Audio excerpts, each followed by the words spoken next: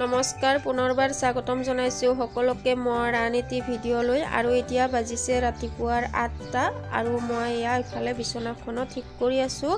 আৰু লগতে ইহঁত দুজনক খাব দি দিছো ইহঁত দুজনে খাই আছে চাওমিন আৰু ইফালে টিভিটোও লগাই লৈছে ইহঁত দুজনে ইহঁতৰ ফেভাৰিট কাৰ্টুন চাই খাই আছে আৰু মই ৰাতিপুৱাৰ কামখিনিও কৰি আজৰি হলো বাচন ধোৱা কাপোৰ ধোৱা চোতাল হৰা সকলোখিনি কাম আৰু মই বহুকেইটা ব্লগত দেখিছে আমাৰ গৰুও আছে গতিকে এজনী গাঁৱলীয়া হাউসৱাইফ হলে ৰাতিপুৱা উঠি বহুখিনিয়ে কাম থাকে আৰু যিসকলে গাঁৱৰ হয় সিহঁতে নিশ্চয় বুজি পাব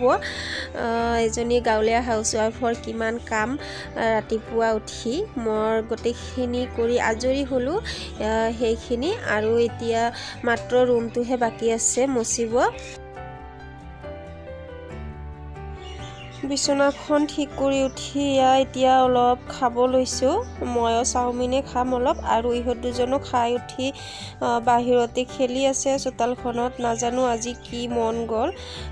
লাইন নাই যোৱা তথাপি ওলাই গল ৰুমৰ পৰা আৰু চোতালখনতে খেলি আছে দুজনে আৰু টিভিটোও বন্ধ কৰা নাই কাৰ্টুন হৈ আছে টিভিটোত আৰু মই হেতুকে চাই খাই আছো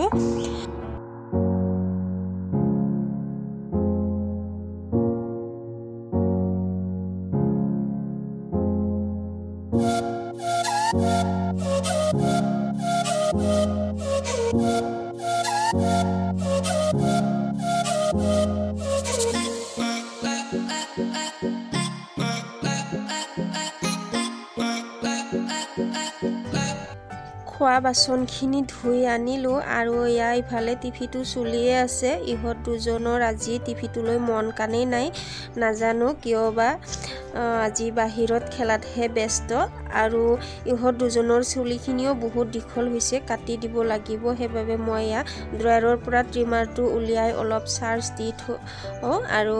এতিয়া লাইন আছে সেইবাবে লাইনৰ কোনো ভৰসাই নাই এই আহে এই যায় সেয়ে লাইন থাকোতে অলপ চাৰ্জ দি থৈ দিওঁ আৰু ড্ৰয়াৰতে মই মোৰ ট্ৰাইপড আৰু মাইক্ৰফোনটোও এনেদৰে ৰাখি দিওঁ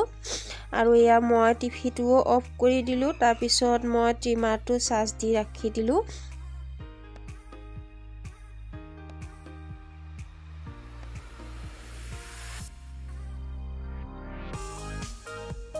দুজনে এনেদৰে খেলি আছে বাহিৰতে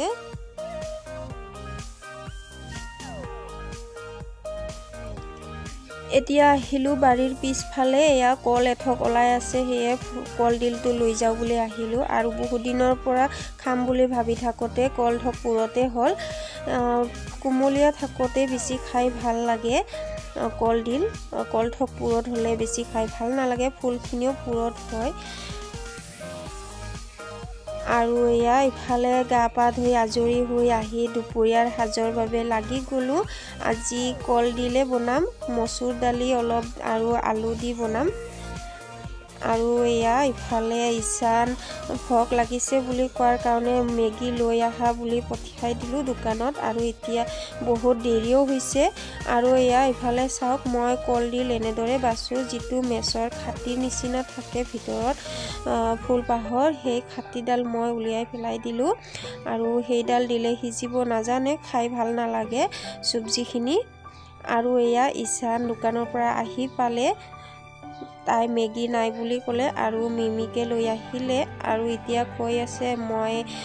বাচিম কেনেদৰে বাছে মোক শিকাই দিয়া বুলি তাক দেখুৱাই দিলোঁ এনেদৰে বাচা ফুলপা বুলি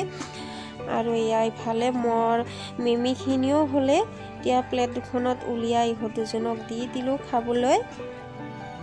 যিহেতু এতিয়া দুপৰীয়াৰ ভাত খোৱা সময়ো হৈছে আৰু এইখিনি খোৱাৰ পিছত ভাত খাব মন নকৰিব সেয়ে মই ইহঁত দুজনক অলপকেহে দি দিলোঁ আৰু অলপ ৰাখি দিলোঁ মোৰো কিবা এটা খাব মন গৈ আছিল, সেয়ে